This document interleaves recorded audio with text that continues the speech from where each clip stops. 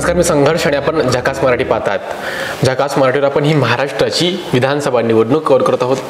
आपण भंडारा गोंदिया जिल्ह्यामध्ये काम करतो. 7ही विधानसभांमध्ये नेमकं काय सुरू आहे, कोणाची हवा आहे, सर्वसामान्य लोकांचे काय मुद्दे आहेत, कोणत्या मुद्द्यांवरती यावर्षी मतदान करणार आहेत, नेमकी कोणाची सरकार महाराष्ट्रात हवी, कोण क्षेत्राचा आमदार हवा, नेहमी आपण ग्राउंड रिपोर्ट्सच्या माध्यमातून, मुलाखतींच्या माध्यमातून तुम्हाला दाखवण्याचा, माहिती दाखवण्याचा आपण प्रयत्न करत असतो.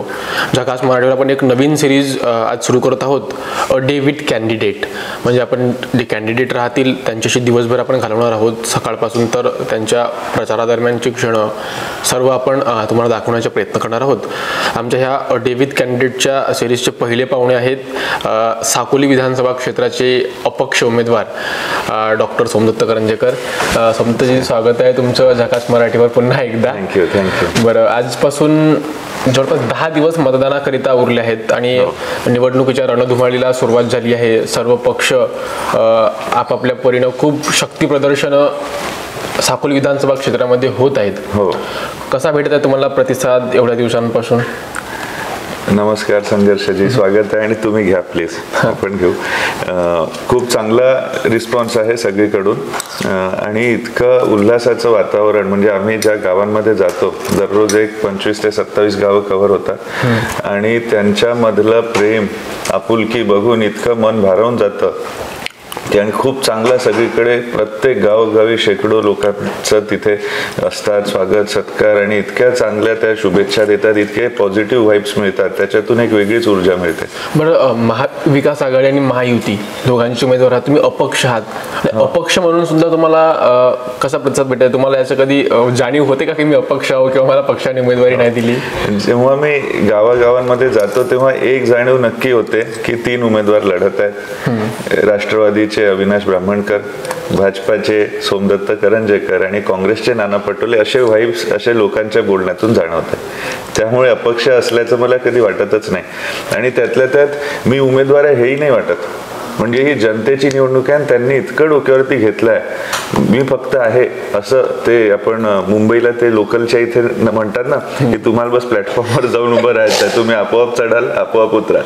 तर अशी परिस्थिती आहे. लोकांनी ही निवडणूक अगदी मनावर घेतली आणि ते स्वतःची निवडणूक असली सारखी जबाबदारी घेऊन सगळं स्वतःच करत आहे, स्वतः सांभाळत आहे. ह्या वर्षी साकोली विधानसभा क्षेत्राची निवडणूक आपण जर पाहतो तर ग्रामपंचायतीच्या निवडणुकांसारखी झाली आहे असं दिसत आहे. तिरंगी लढत आहे, सर्व उमेदवार तडजोड करत आहेत वोटिंग करिता, लोकांना, कार्यकर्त्यांना सोबत घेण्याकरिता. काय नेमकं तुम्हाला काय अनुभव? हो, अगदी. म्हणजे खरंच आम्हाला सगळे लोक सांगतात, भाऊ आम्ही 5-7 वर्ष झाले ज्या नेत्यांच्या पीएननी पण आमचे फोन उचलले नाही किंवा रिस्पॉन्स दिला नाही. आता दिवसातून 8-8 फोन त्यांचे येतात आणि तुम्ही भेटायला या, नाहीतर मी येतो. आणि तरी जर का यांनी थोडं टाळण्याचा प्रयत्न केला, ते जिथे असतात तिथे त्यांना गाडीत बसवून घेऊन जातात आणि मग त्यांच्यासोबत फोटो काढतात किंवा त्यांना धमक्या देतात की बा तुझं धान खरेदी केंद्र बंद करू. एक कार्यकर्ता तर काल आपल्या स्थायी नोकरीचा राजीनामा देऊन आला, त्याच्या एम्प्लॉयर कडून त्याच्यावरती इतकं प्रेशर कंटिन्यू.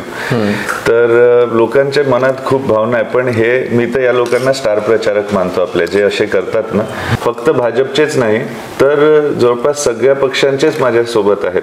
कारण की अपक्ष उमेदवार तसा सगळ्यांनाच चालतो आणि काँग्रेसमध्ये पण इतक्या 25 वर्षात बरेच नाराज आहे, आपल्याला माहिती आहे, ते सोबत आहेत. भाजप सगळी पाठीशी आहे, मग वंचित असो, BSP असो, सगळ्यांचा खूप चांगला प्रतिसाद असा मिळत आहे. आणि कमळाचं चिन्ह संघर्ष जी आपल्याकडेच आहे, चिंता नका करू. या कढईचं जे त्याच्यावरती स्टिकर असते ना ब्रँडचं, ते काढून पाहिलं तर आतमध्ये एम्बॉस कमळच आहे. आणि जर का कमळाचं स्टिकर काढून पाहिलं तर खाली घड्याळच दिसेल तुम्हाला. हे फक्त स्टिकर घेतलाय.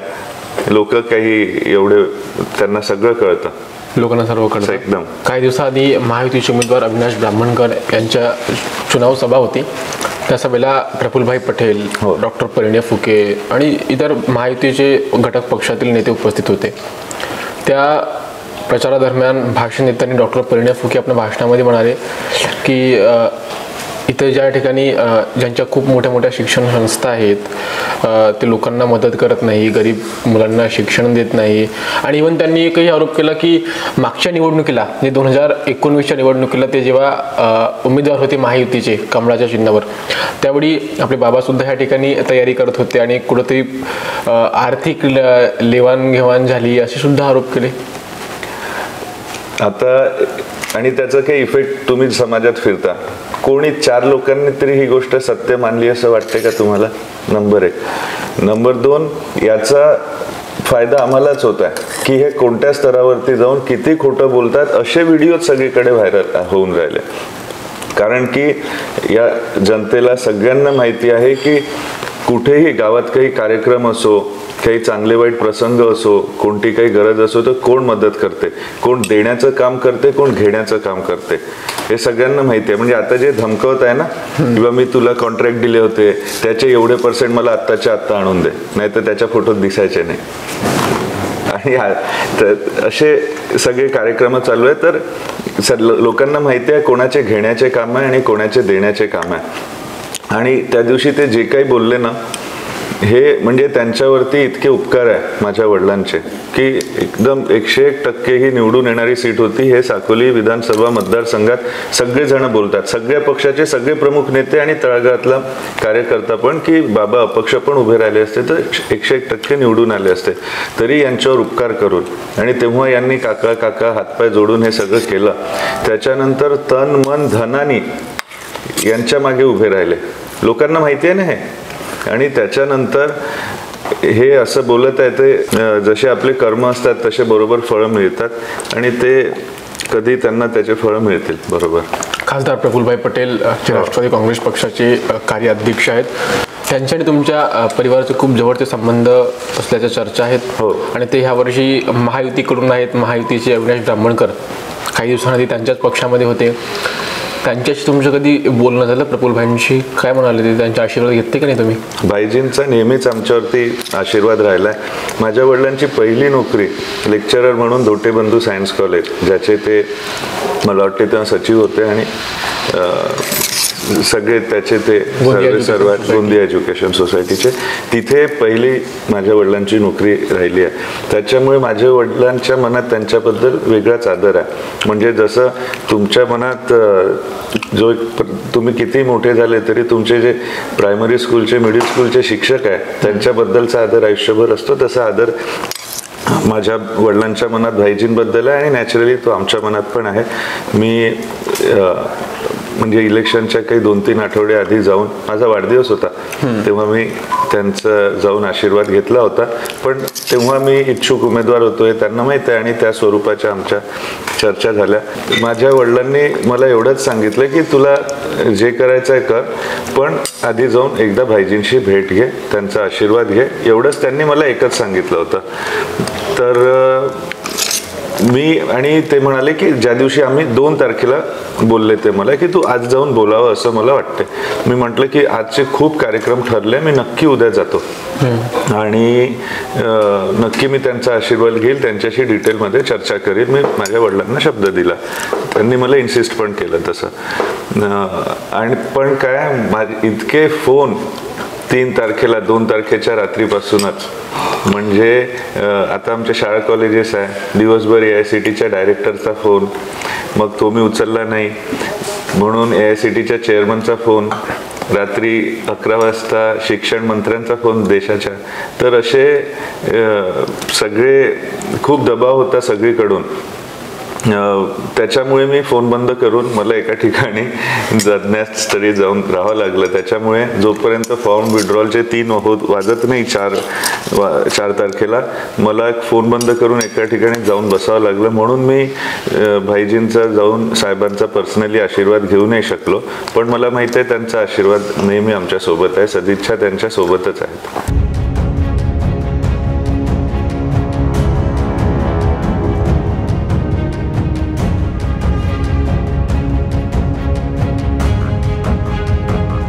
आजचा काय दौरा सर? आज कुठे जाणार होता आपण? आज लाखनी तालुक्यात आहे. लाखनी तालुक्यात. हो, काल साकोलीचा होता. आणि माझं सौभाग्य म्हणजे काल माऊलींचा म्हणजे जगद्गुरू नरेंद्राचार्य महाराजांचा आशीर्वाद घ्यायचं सौभाग्य लाभलं मला. आणि या ना. चला. हो, तर त्यांचा आशीर्वाद काल मी घेतला नेरला पीठावरती जाऊन.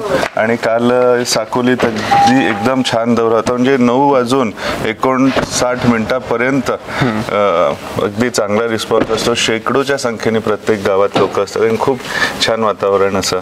आज किती गावांचा आज दौरा आहे? आज 29 गाव. चला. हो, या.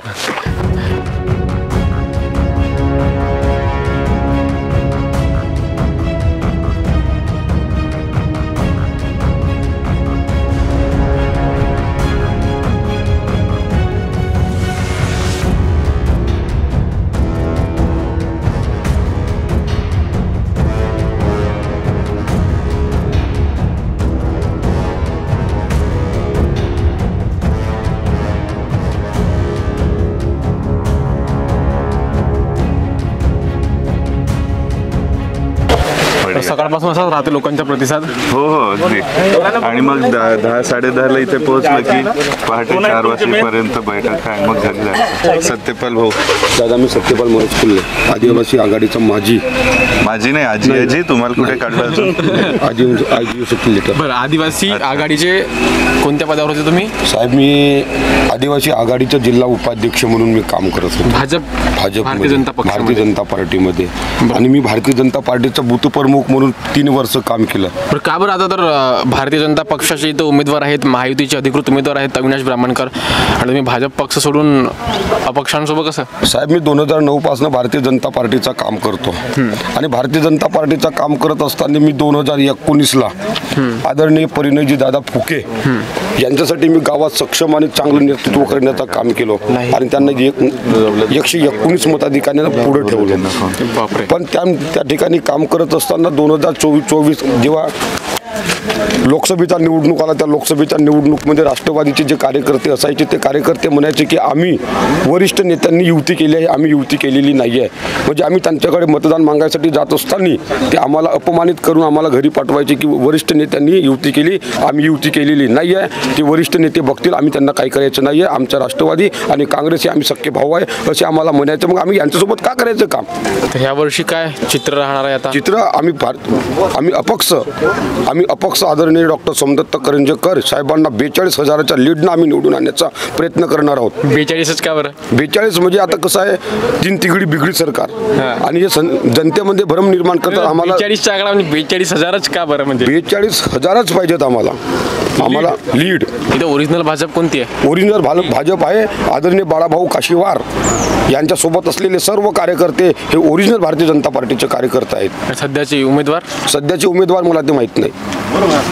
सध्या ते माहीतच नाही. ते सध्याचे उमेदवार कोण आहेत तेही मला माहीत नाही आहे. ते राष्ट्रवादी काँग्रेस पार्टीचे उमेदवार आहेत. आणि आदरणीय डॉक्टर सोमदत्त करंजेकर साहेब हे भारतीय जनता पार्टीचे खरे उमेदवार आहेत. बरं, लोक आक्रमक आहेत. हो, लोकांच्या भावना ज्वलंत आहेत. हो हो हो, कारण यांना ना फोन करून करून त्रास देण्यात आला, जिथे आहे तिथून उचलून नेण्यात आला आणि अपमानित करण्यात आलं. त्याच्यामुळे ते अजून पेटून उठलेत. बरं, चला निघू आपण प्रचाराला. ओके सर, धन्यवाद.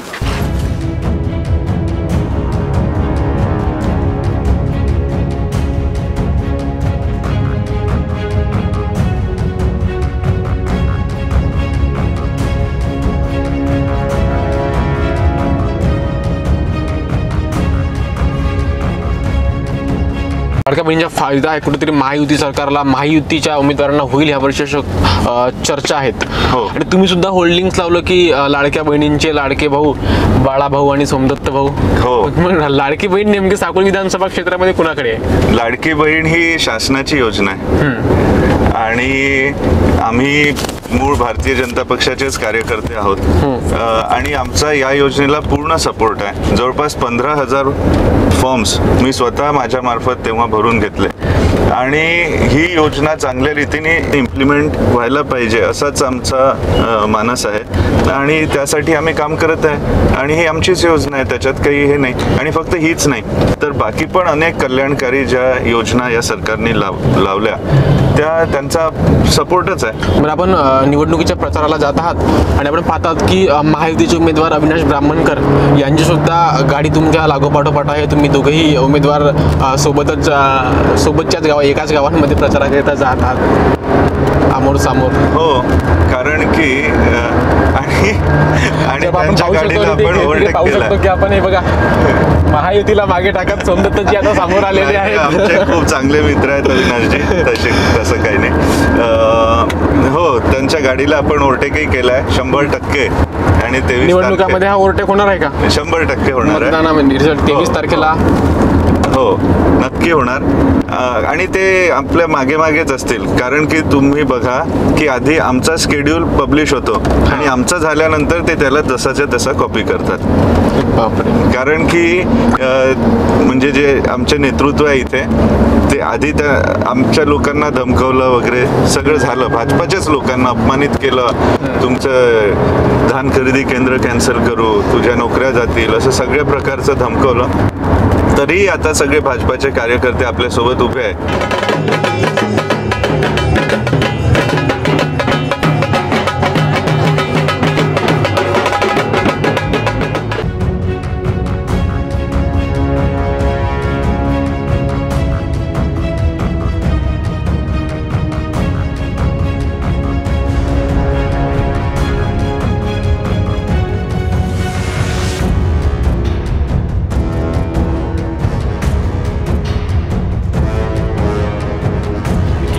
दिवस उरले आहेत मतदानाकरिता, वोटिंग करिता.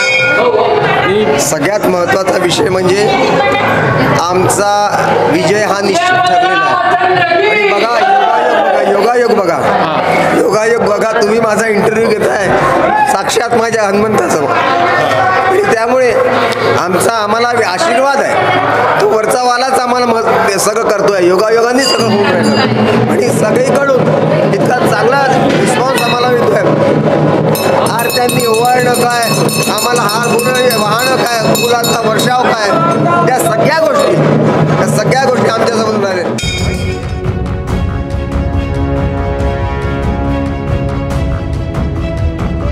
या लोकांनी एका रात्रीतून, या शीर्षस्थ नेतृत्वाने एका रात्रीतून 100 रुपयाची पावती फाडली आणि गोंदियाच्या त्या व्यापाऱ्याला आणि प्रफुल्ल पटेलला आमची भंडारा जिल्ह्याची भारतीय जनता पार्टी त्या ठिकाणी त्याच्या दावणीला बांधली. आणि म्हणून आमचा उत्साह आहे.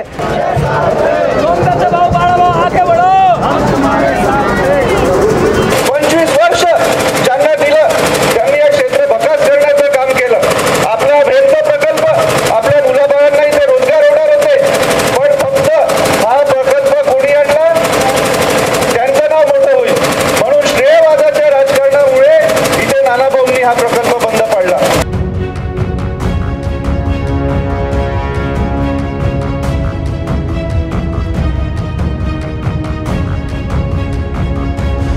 नहीं रुकेंगे नहीं थकेंगे, बढ़ते जाए आगे हम, परिवर्तन की पावन आंधी लाकर ही दम लेंगे हम. युवा शक्ति के रूप में देखो हो रहा नया सवेरा है, चलो जलाए दीप वहां जहां भी अंधेरा है.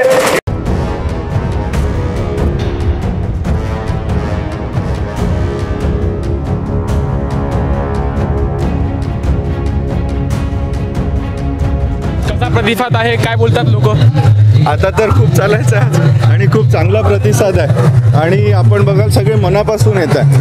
आता आमचे समीर भाऊ सरपंच आहे, ते मनापासून आले. ह्या गावचे सरपंच आहेत? या गावचे नाही, बाजूच्या गावचे. आणि म्हणतात की म्हणजे बा यांना त्यांना विचारा कोणी पैसे दिले का, इथे आलेल्या एकाही व्यक्तीला कोणी पैसे देऊन आणलाय का विचारा. सगळे मनापासून आले आहेत. आमचे विक्रम भाऊ तालुक्याचे युवा मोर्चाचे अध्यक्ष आहेत, भारतीय जनता पक्षाचे. हो, आम्ही भारतीय जनता पक्षच आहे, चिंता नका करू. आणि तालुक्याचे अध्यक्ष आहेत, अध्यक्ष तालुक्याचे मनसेचे अध्यक्ष. मनसेचे उमेदवार असतील ना इथं कोणी? नाही, आपला पाठिंबा नाही झाला आतापर्यंत. सोमदत्त भाऊ सोबत आहात? मी सोमदत्त भाऊ सोबत. अरे आता साकोली विधानसभेचं कमळाचं चिन्ह जे आहे तर ते उघडून पाहिलं तर आतमध्ये घडी दिसते आणि आमची कढई उघडून बघितली तर कमळ दिसते. बरं, ह्या कार्यकर्त्यांना मग पक्षवाले बोलवत नाही, पक्षवाले प्रेशर बनवत नाही का या कार्यकर्त्यांना? अरे बाबा, खूप खूप प्रेशर आहे. म्हणजे ते जे नागपूरचे नेते आहेत, आयात नेते, ते तर असे सांगून आले की तुमचं गोडाऊन बंद करीन, तुमच्या गाड्या घोड्या चालतात त्या फाईट करायला लावीन. काल परवा तर मी असं ऐकलं, आम्हाला ज्या जागेची परमिशन मिळाली साकोली लागली नगर पंचायतमध्ये, तिथे आम्ही बाकायदा त्यांनी परमिशन दिली, तिथल्या सीओने आम्हाला कशाची? होल्डिंगची बाकायदा परमिशन दिली.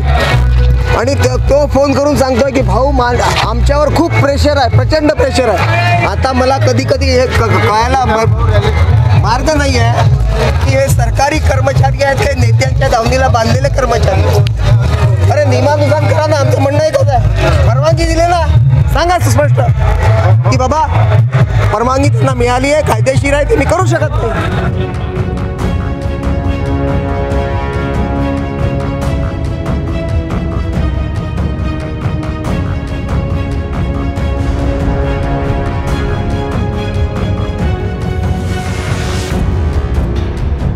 मनसेचे तालुका अध्यक्ष, शिवसेनेचे होते, शिवसेनेचे, काँग्रेसचे कार्यकर्ते, काँग्रेसचे 2 आपले सदस्य ग्रामपंचायतीचे होते, भाजपचे तर हो भाजपचे तर सगळेच होते. म्हणजे तिकडे पण जे होते कमळाचे दुपट्टे घालून, तेही सगळे आपलेच लोक आहे. जेव्हा मी त्यांच्याशी भेटलो, एक वेगळी आत्मीयता, व्हायब्रेशन्स जाणवले आणि ते आहेच. पण हे सांगतो तुम्हाला, आमच्या रॅलीतले जेवढेही लोक होते, मी चॅलेंजने सांगतो, त्यात आमच्या संस्थेतला एकतरी कर्मचारी दाखवून द्या, किंवा 2-3-5% आमच्यासोबत गाडीत बाहेरून आलेले असतील, किंवा आता असे काकाजी भंडाऱ्याहून आले, पण मूळचं ते पिंपळगावचे आहे, वोटिंग पिंपळगावला आहे. ही याची तळमळ दिसते आहे मला भाजपाची, की जो कमळावरती उमेदवार उभा आहे तो 4 किंवा 5 नंबरवर जाऊ नये. नाहीतर काय होईल की समजा तो खाली गेला तर आपला निर्णय कुठेतरी चुकला हे प्रूव्ह होईल, आणि ते होऊ नये. बरं, तुमचं नाव काय आहे बाबा? माझं नथू कान्होजी नवखरे, राहणार पिंपळगाव सडा. तुम्ही भारतीय जनता पक्षामध्ये काम केलं? येस, मी भारतीय जनता पक्षाचाच मूळ कार्यकर्ता आहे. आणि इथं तर भारतीय जनता पक्षाचे उमेदवार आहेत अविनाश ब्राह्मणकर. मग हो ना. तुम्ही भाजपवाले कसं भारतीय जनता पक्षाला कसं सोडलं? नाही होणार, आम्ही भारतीय जनता पक्षाचेच लोक आहोत. सोमदत्त भाऊ सुद्धा भारतीय जनता पक्षाचेच आहेत, त्यांना तिकीट दिली गेली नाही. अशामध्ये तर नुकसान तर कमळाचा होईल ना? कमळाचं हो, आम्ही कुठे जाणार आहोत? आम्ही कमळामध्येच जाणार आहोत ना शेवटी. आम्ही कुठे मिळणार आहोत? कडेही कमळ आहे. आम्ही तर नेक्स्ट मध्ये निवडून आल्यानंतर आम्ही का बरं काका तुम्ही बाबा का बरं हा निर्णय घेतला? महायुतीच्यात उमेदवार आहेत अविनाशजी, भाजपच्या सिम्बॉलवर आहेत भारतीय जनता नाही, ते आत्ताच म्हणजे 2 दिवसापूर्वी पक्षात प्रवेश केला आणि त्यांना पक्षाने तिकीट दिलं, हे तर चूक झाली ना त्यांची पक्षाची.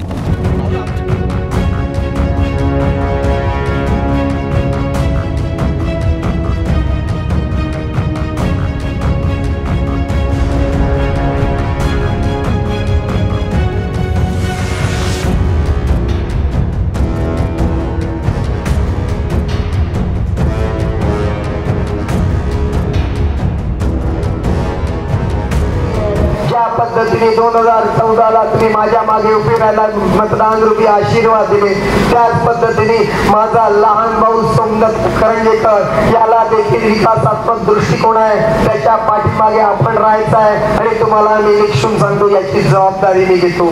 मी जबाबदारी ही घेतो की हे लोक तुम्हाला सांगणार आहेत काय.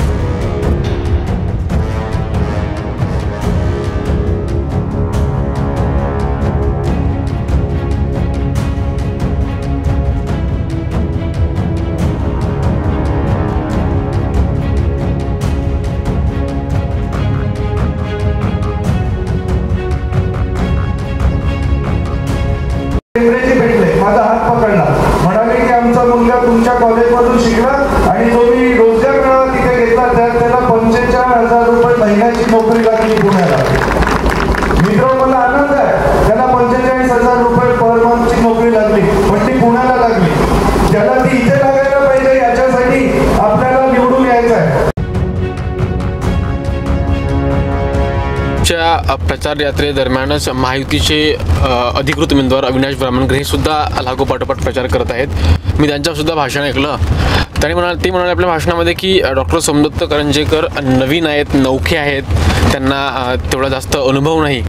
काय सांगाल त्यावर?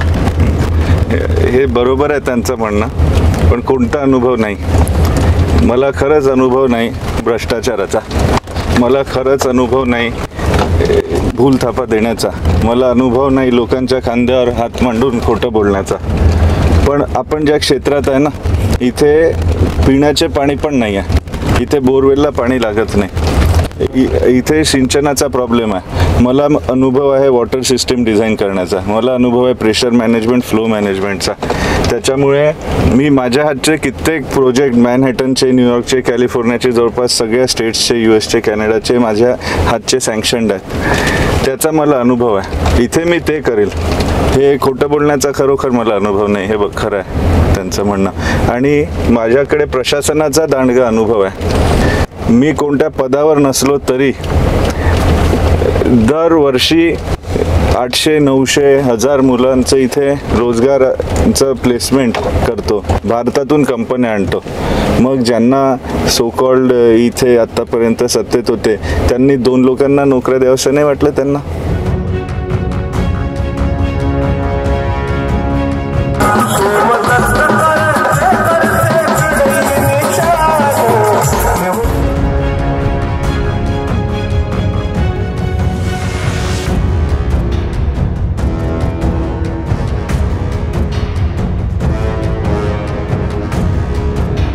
आता हे जे पाणी पडत आहे ना, ते एअर रिलीफ व्हॅल्व म्हणतात त्याला. आणि ते एअर म्हणजे आपल्या पाईपमध्ये फक्त पाणीच पाहिजे असते. त्याच्यात एअर आली तर आपले पाईप लवकर खराब होतील, लीक होतील. म्हणजे त्याच्या इनर वॉलमध्ये air water air water air water आहे ना, असं तो मारा करेल जर का त्यात एअर आली. म्हणतात 100% पाणीच पाहिजे. त्याची हवा आली असेल ती काढायला एअर रिलीफ व्हॅल्व त्याच्यातून काय पाणी पडत बाहेर पडतो. आपण ग्रामीण क्षेत्रामध्ये मेंटेनन्स नाही आहे, हे कारण आहे. आणि मी तुम्हाला खात्रीने सांगतो, तेवढा अनुभव आहे मला. 5 रुपयाची त्याची बास्केट खराब झाली आहे रबरची, अजून काही नाही. आता ते पाणी जिथे जायला पाहिजे तिथे जात नाही, बरोबर.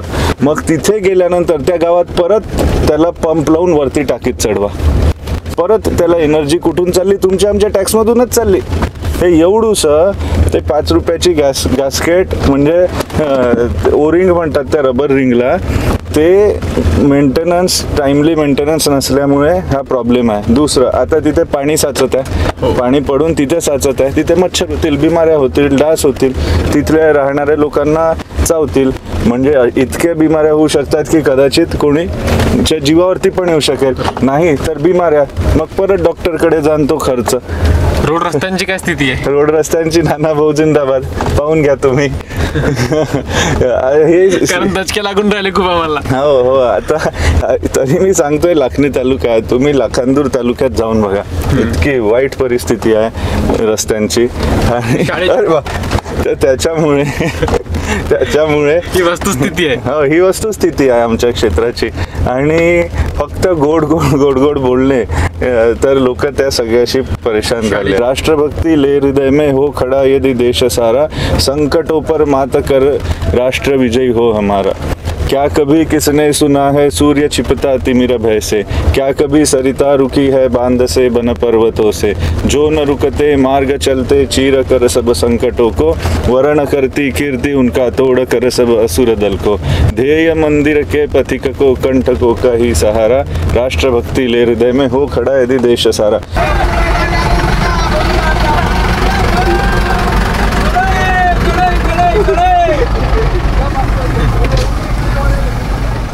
आणि दुपार आता जेवणाची व्यवस्था करण्यात आली आणि जेवण करत आहेत. मला जेवण करताना सुद्धा चर्चा करायला पाहिजे. नेमकी भाऊ काय सांगाल, सकाळपासून आतापर्यंत जसं पाहिलं की सुरुवातीला खूप कमी लोक दिसली आम्हाला, 300-400 लोक, आणि आता 1000च्या जवळपास लोक सभांना येत आहेत किंवा तुमच्या रॅलीजमध्ये आहेत.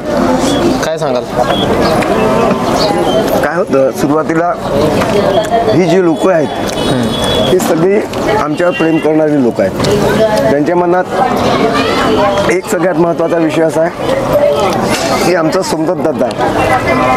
आमच्या बाळाभाऊची ताकद वाढली पाहिजे म्हणून आम्ही सोबत राहिलं पाहिजे. त्याच्यामुळे ते येतात आणि मग गावात जसं जसं जातं तर गावातले लोक त्याला जॉईंट व्हायला लागतात आणि मग आपापल्या साधनांनी ते आपले कोणी मोटर, तुम्ही बघितलं असेल, कोणी मोटरसायकलनी आहे, कोणी कशाने आहे, कोणी स्कूटीने आपला येतोय. त्याच्यामुळे हा माप वाढतच जातो आमचा. हा सगळा माप 20 तारखेला मतदानामध्ये परिवर्तित होईल का? 100%. माझं कसं मत आहे, लोकांनी मानसिकता बनवली आहे. तुम्हाला खरं सांगतो की अब बहुत हो गया, कारण की सगळ्यांना चान्स देऊन पाहिले ना. पक्षाच्या विरोधात गेली म्हणून तुमच्यावर पक्षविरोधी कारवाई झाली, तुम्हाला पक्षातून निलंबित करण्यात आलं. माजी जिल्हा परिषद अध्यक्ष वसंतरावांना सुद्धा पक्षातून निलंबित करण्यात आलं. काय सांगाल, काय परिणाम मिळेल?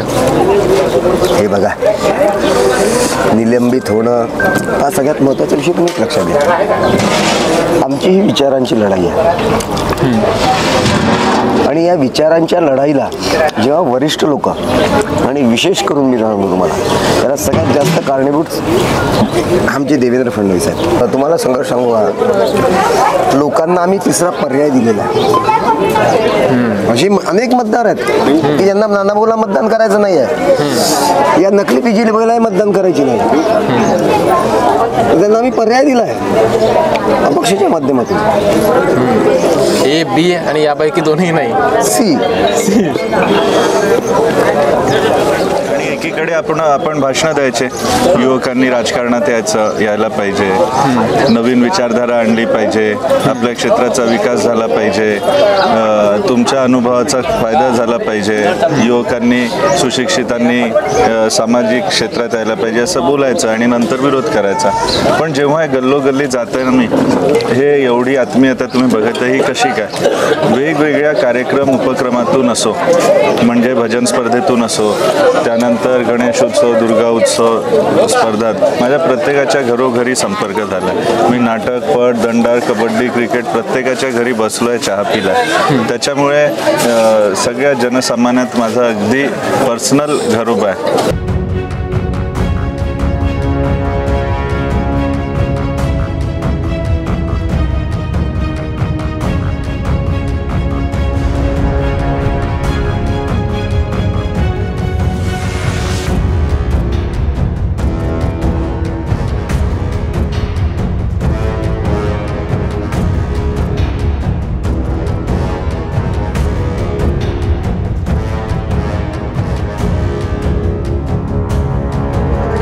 कोणाकडे आहे लोकांच्या? आता कर तर सध्या आता समजलं आता कर सोमदत्त होकारेंचे कर आहे ना. सोमदत्त होकारेंचे करा. का बरं? आता नवीन चेहरा पाहिजे सर्व नामदार त्यांनी समाजाचे. नवीन चेहरा तर अविनाश ब्राह्मणकरही आहे. नवीन चेहरा तर अविनाश ब्राह्मणकरही आहे. नाही तो एरियातला नाही ना आमच्या. हो आम्ही ओळखतही नाही त्याला. अविनाश भाऊ ब्राह्मणकर. तुमचं नाव काय? कृष्णकांत हटवार. हटवारजी, तुम्ही पण इथंच राहता? तुम्ही पण इथंच राहता? हो, निलागुंदी. काय राहतील यावर्षी मुद्दे साकोली विधानसभेत? काय मुद्दे राहतील यावर्षी साकोली विधानसभा क्षेत्रामध्ये? कोणत्या मुद्द्यांवर लोक मतदान करणार आहेत? मुद्द्यांवर म्हणजे आम्ही सोमदत्त भाऊला करणार आहोत. आमचा असा विचार आहे की नानाभाऊनी 25 वर्ष कालखंड आपला चालवला, पण त्याच्यामध्ये आमच्या एरियाचा काही विकास झालेला नाही. नानाभाऊनी विकास नाही केला? नाही, कोणते नाही धरण आले ना, नाही काही आले. आमच्या गावाला सर्वात मोठा कमकुवतपणा आहे ते म्हणजे पाणी. आमच्या गावामध्ये जोरदार शेतकरी आहेत, स्पर्धेमध्ये खेळणारे शेतकरी आहेत, पण पाण्याचं नाव नाही. म्हणजे शेतीला पूरक पाणी नाही. आमचे सोमदत्त भाऊकडे हेच आल्यानंतर राहील की आमच्या गावाला महायुतीकडून अविनाश ब्राह्मणकर उमेदवार आहेत. हो, ते का बरं नाही? तेही नवीन चेहरा आहेत. ते नवीन चेहरे आहेत, पण आम्ही त्यांना ओळखत नाही. आज याच्या अगोदर आम्ही पण BJPला मतदान करत होतो, पण यावेळेस आम्ही सोमदत्त भाऊला आणि कोणताही राहिला असता पक्ष त्याला केला असती, पण BJP किंवा काँग्रेसला केला नसता.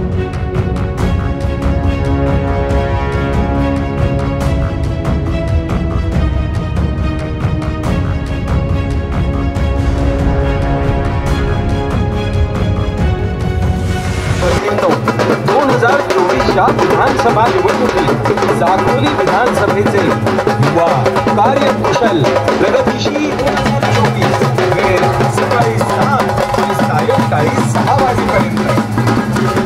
संध्याकाळची 6:30 वाजले आहे आणि अजूनही तुमच्या चेहऱ्यावर जेव्हा घरून निघले जो तेज होता आताही तसाच आहे. नेमकं कसं मेंटेन करत आहात? हो, उलट ऊर्जा वाढते, कारण जेव्हा आपण जातोय सगळ्यांकडून प्रेरणा मिळते, ऊर्जा मिळते. लोक दिसले की त्यांचं सगळं पाहून अगदी लोकांचा उत्साह पाहून आपल्यालाही उत्साह येतो. काय बोलतात आणखी लोक? आता काय नवीन गोष्टी लोकांद्वारे मला आता सांगितलं की बा एक कोणत्या तरी न्यूजपेपरमध्ये मी इंटरव्ह्यू दिलाय की मी महायुती अशी आहे, महायुती तशी आहे, आणि महायुतीवरती सगळं टीकास्त्र केलं आहे म्हणून. तर मी तर जे इंटरव्ह्यू देतो ओपनली देतो, खुले देतो. आणि मी एक विपश्यना साधक आहे, भगवान बुद्धाला मानणारा आहे, आणि त्याच्यामुळे मी पंचशिलाला मानतो आणि मी कधी खोटं बोलत नाही, आणि बाकी 5ही शील मी मानतो, 4ही शील मानतो. त्यामुळे मला हे असं करायची गरज नाही. मला असं वाटते की वेगवेगळे षडयंत्र, लोकांना गाडीत उचलून घेऊन जाणे, ऑफिसमध्ये हजर करणे, तुझं दुकान रद्द करतो, तुझी नोकरी काढतो, हे सगळ्या दमदाटीने उलट परिणाम होताना दिसत आहे. तर आता एक नवीन षडयंत्र, यांनी असं म्हटलं तसं म्हटलं, खोट्या बातम्या करणे, हे एक सुरू आहे असं मला वाटतं.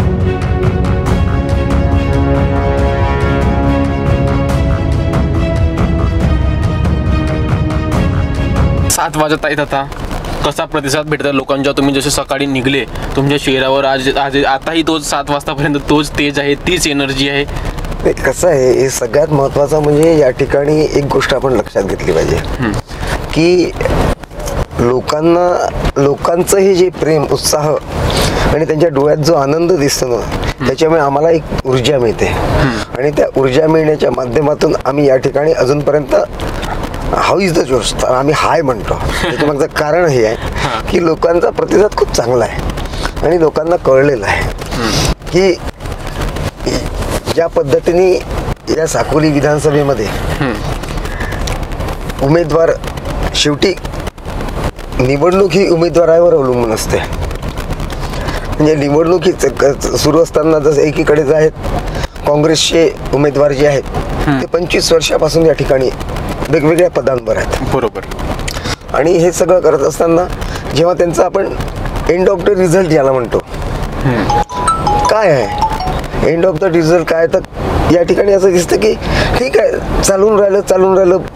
प्रत्येक ठिकाणी काही ना काही योजना येत असतात, पण स्पेशली असं एखादंही असं नोट करण्यासारखं त्यांच्या नावाने काम दिसत नाही.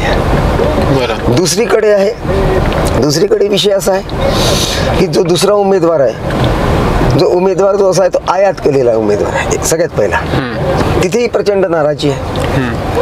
आणि दुसरी गोष्ट, सगळ्यात महत्त्वाची गोष्ट म्हणजे ज्या ठिकाणी ते जिल्हा परिषद सदस्य आहेत, ज्या भागात ते नेतृत्व करत आहेत आत्ताही, त्या ठिकाणी काल आम्ही दिगोरीला होतो, प्रचंड नाराजी त्यांच्याबद्दल.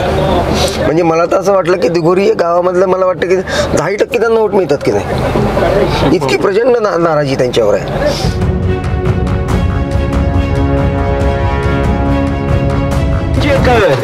डॉक्टर सोमदत्त ब्रह्मानंदजी करंजेकर यांच्या कढई या बोध चिन्हासमोरील बटन दाबून निस्ता चॉकलेट देते, नानानं काहीच केलं नाही, खोटा बोलते, खांद्यावर हात ठेवून भूलथापा देते, 500,000ची नोट देते, बाटल देते, आणि बस काम काही करत नाही. ही परिस्थिती ठीक आहे का? आपल्या येणाऱ्या पिढीचं काय? आपली तर बर्बादी झालीच आहे, पण आपल्या मुलाबाळांची बर्बादी. मग जर का आपल्या मुलाबाळाला स्वतःच्या पायांवरती उभं राहायचं असेल तर त्याला हे क्षेत्र सोडून बाहेरच जावं लागते. रगो में तेरे बह रहा है खून राम श्याम का, जगत गुरु गोविंद और छत्रपति शिव का, तू चल पड़ा तो चल पड़ेगी साथ तेरे भारती, उठो जवान देश के वसुंधरा पुकारती. सत्ताधारी आमदार आणि खासदार राहिलेले ते 25 वर्षात काही करू शकले नाही, तर आता काय करणार? बरं, थोड्याच वेळानं रात्रीचे 10 वाजणार आहेत आणि 10 वाजतानंतर खरं तर निवडणुकीच्या प्रचाराला बंदी असते. आणि आज आपण डॉक्टर सोमदत्त करंजेकर यांच्या प्रचाराला आपण कव्हर करत आहोत, त्यांच्या दौऱ्याला आपण कव्हर करत आहोत. खरं तर कसा राहिला दिवस आजचा? आपण सकाळपासून ते आज आता 10 वाजला आहेत, ही प्रचार आता संपत आहे. कसा राहिला दिवस आजचा तुमचा? एकदम चांगला राहिला. नवीन ऊर्जा मिळते सगळ्यांकडून, आम्हाला उत्साह मिळतो, प्रेरणा मिळते. आणि स्वतःहून लोक सांगतात, साहेब आम्ही तुमच्या सोबत आहे, दादा भाऊ आम्ही तुमच्या सोबत आहे. आहे, तुम्ही पुढे व्हा आणि तुम्ही चांगलं काम करत आहे. स्वतः सगळे लोक सांगतात की तुमच्या विरोधात आणि बाळाभाऊंच्या विरोधात खोटे नाटे प्रचार करत आहेत आणि त्याला तुम्ही काही चिंता करू नका, आम्ही काहीही अशा अफवांवरती विश्वास ठेवत नाही. फक्त तुम्ही काही चिंता करू नका भाऊ, तुम्ही चांगले काम करत आहे, तुम्ही पुढे चला. बरं, काय पण सर्वसामान्य लोकांशी बोलत आहात, काय मुख्य मागण्या आहेत लोकांच्या, एका जनप्रतिनिधीतून काय अपेक्षा आहेत? अगदी काहीच मोठ्या अपेक्षा नाही, अगदी लहान लहान अपेक्षा आहेत. कुठे सभामंडप आहे, कुठे काही रस्त्याचे कामं आहेत, पण आमची विजन तर त्यापेक्षाही भरपूर मोठी आहे. इथे स्थायी स्वरूपाची अशी व्यवस्था निर्माण करणे की या गोष्टी मागण्याची पण गरज पडली नाही पाहिजे. बरं, शेवटी काय सांगाल, कशा प्रकारे ऊर्जा तुम्हाला मिळाली आहे आणि आज 10 दिवस मतदानाकडे उरले आहेत, लोकांना काय आव्हान कराल? नहीं रुकेंगे नहीं थकेंगे बढ़ते जाए आगे हम, परिवर्तन की पावन आंधी लाकर ही दम लेंगे हम, युवा शक्ति के रूप में देखो हो रहा नया सवेरा है, चलो जलाए दीप वहाँ जहाँ अभी भी अंधेरा है. एवढंच आव्हान करणार. इथे जो आरोग्य क्षेत्राचा जो दुरावस्थेचा अंधकार आहे, उद्योगधंद्याच्या रोजगाराचा अंधकार आहे, शालेय शिक्षणाचा सरकारी शाळांमध्ये जो अंधकार आहे, वाचनालय नाही आणि अभ्यासिका नाही, ह्या सगळ्या अंधकारावरती आम्ही नक्की दिवा पेटवून इथे उजाला करणार. की आम्हाला माहिती आहे की आमचे पूर्वज कोण आहे आणि जेव्हा जेव्हा अशी या घटना होतात तेव्हा जनताच उठाव करते आणि म्हणजे आमच्या रगों में तेरे बह रहा है खून राम श्याम का, महामानव भीम और छत्रपति शिव का, तू चल पड़ा तो चल पड़ेगी साथ तेरे भारती, उठो जवान देश के वसुंधरा पुकारती. असे सगळे युवक पेटून उठले आहे आणि आता नक्की परिवर्तन होणार असा मला विश्वास आहे. 20 तारखेला ह्या लोकांच्या समर्थनाच्या मतांमध्ये परिवर्तन होणार आहे. 101% होणार, अगदी खूप मोठ्या संख्येने होणार. आणि 23 तारखेला गुलाल उधळायचे आहे. नक्की 100% जनतेचा गुलाल नक्की. बरं, खूप खूप धन्यवाद साहेब. धन्यवाद. तुम्हाला हॅपी जर्नी, आरामात जा, ड्राईव्ह सेफ. थँक्यू.